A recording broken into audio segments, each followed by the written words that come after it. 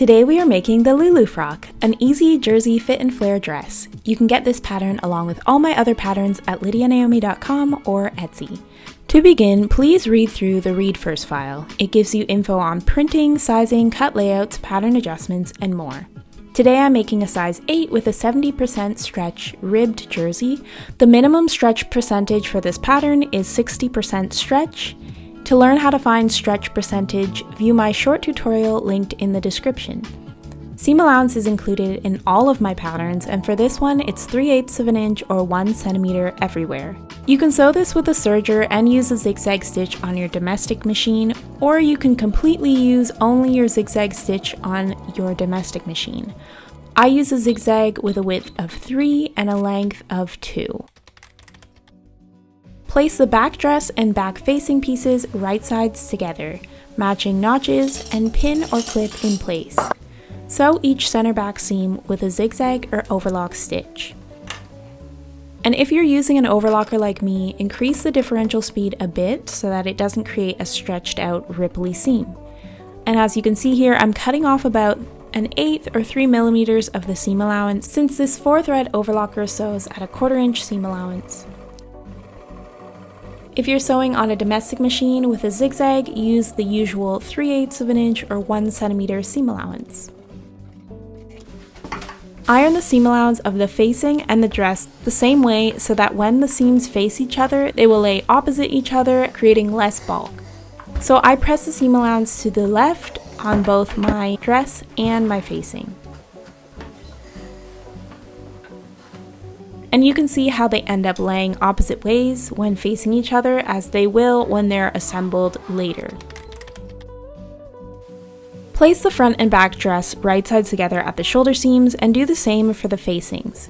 With the dress shoulder seams only, we're going to add a piece of elastic along the sew line and stitch together. But first, on my overlocker, I'm going to return the differential feed back to the default setting. Otherwise, the seam will shorten slightly, as it did with mine because I forgot. To sew in the elastic on the serger, I first put the elastic in and lowered the needle into it. Then I added the shoulder seam so that I could also cut off the 1/8. The serger likes to push back the elastic if I don't first secure the needles into it before sewing.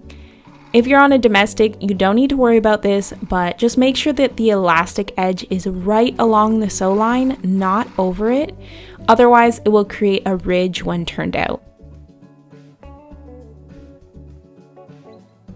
As you can see here, I sewed the dress and the facing shoulder seams, but only added elastic to the dress shoulder seams so that it doesn't become too bulky. Place your dress and facing right side together at the neckline, but make sure that the dress side is facing you. Match the center front and back and shoulder seams, and make sure you alternate the seam allowance so that they're not too bulky. Then again, make sure that the dress side is on top and the facing side is underneath, and place your clear elastic along the sew line on the dress side of the assembly. It's crucial that the elastic is on the dress side rather than the facing because it will make it easier to understitch and stay on the inside of the dress, instead of popping out around the neckline. If you end up messing this up and it's popping out, you can simply top stitch instead of understitch after the next step. And before sewing, because I have to cut off 1/8 with the serger, I just clip out 1/8 where I'm going to start for ease of starting and finishing the seam.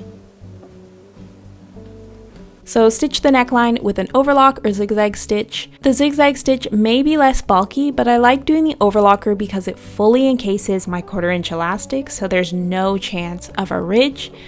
And again, if you're using a zigzag, just make sure the stitch is right on or just over the inner edge of the elastic.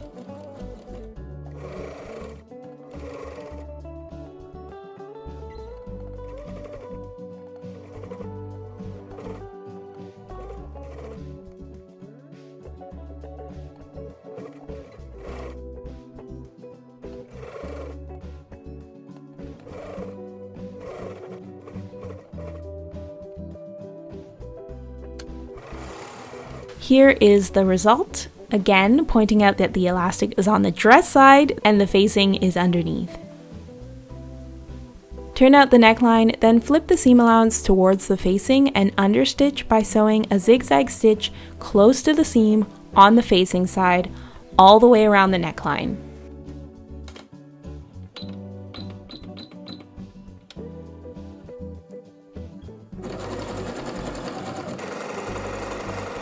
After understitching, press the neckline from the inside.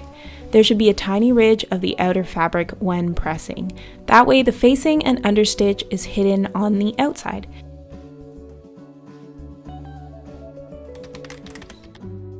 Place the facing right sides together and pin or clip. This will create a shelf bra or a built-in bra when sewn together. Also place dress front and back sides right sides together, matching notches along the side seam. And before sewing on the serger, I'm increasing the differential feet again because it's a longer seam and may stretch out when sewn together. And of course, you can zigzag this seam instead.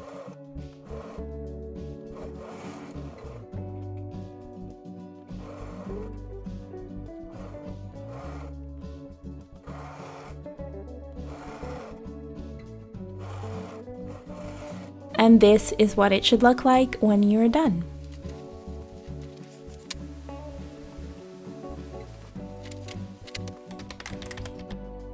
Take your 1-inch elastic and mark the length that you need according to your size.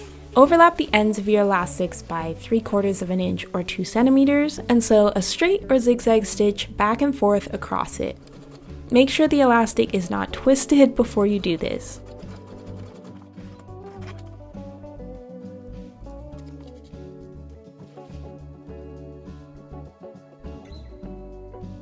Fold the elastic at the stitch line to find the halfway point on the other side and mark it. Pin the marked area of the elastic to the right side of the shelf bra hem at the center front, and pin the sewn area of the elastic to the center back seam. And note that the right side of the shelf bra is the side without the seams showing. It will face the body when worn. Stretch the elastic to fit the shelf bra and pin along the length of the elastic. I stretch it, then walk my fingers in while keeping it stretched and pin at each halfway point.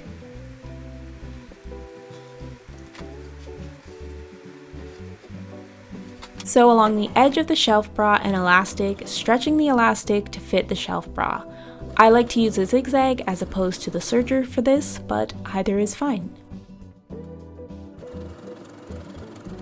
Once this is done, fold the elastic into the right side of the shelf bra and pin at each seam, then along the rest of the length, stretching to match.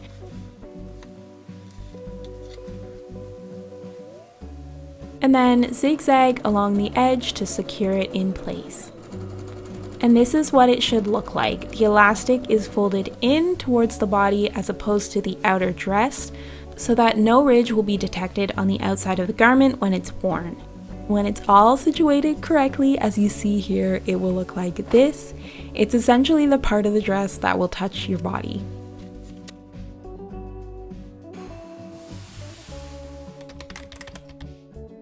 When it comes to the sleeves, take note of the location of the front notches and place each pair of the sleeves in front of you so that the sleeves are mirrored. I have marked the single front notch with a pink clip. Place each pair of sleeves right sides together and sew along the hem. I did this with a zigzag so it would be less bulky. Then trim the seam allowance. Place your sleeves so that they are mirrored and fold the top sleeve layer and the seam down so that you can understitch with a zigzag stitch. This will be the inside of the sleeve, so again, make sure the notches are mirrored for each sleeve.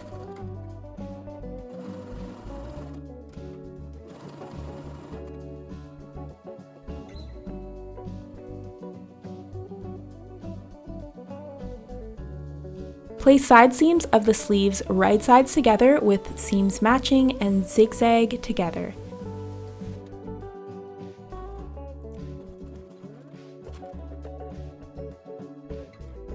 Then finger press open these seams and match the inner sleeve with the understitch to the outer sleeve, wrong sides together. I decided to pin each with a different color clip so that you can see which notches are which.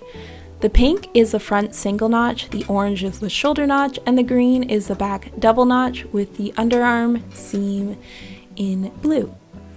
So a large straight basting stitch around the layered edges of the sleeves and armholes, stretching as you sew so that the seam is not constricted by the straight stitch.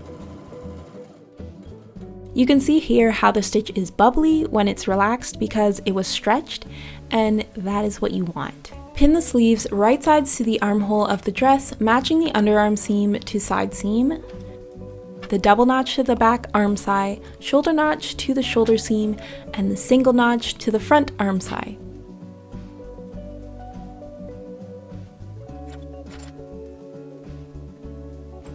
Sew all 4 layers in place with a zigzag or overlock stitch. And again, to start the stitch on my overlock, I cut 2 1/8 of an inch snips about a 1/2 inch apart and cut out that chunk so that I can get in and finish cleanly with my overlocker.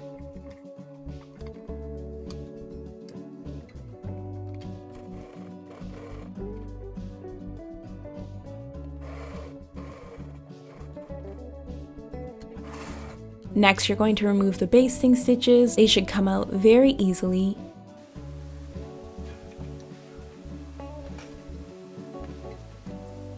And if you like, you can press the seams towards the sleeve. I'm using a tailor's ham to do this. I recommend using a press cloth though, so that your fabric doesn't get shiny like this. And that is the sleeves done. There is just one last step to finish.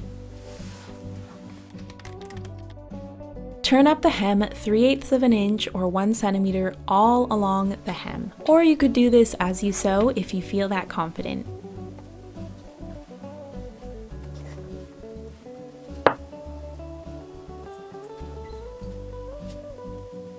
Complete it with a zigzag or cover stitch to finish.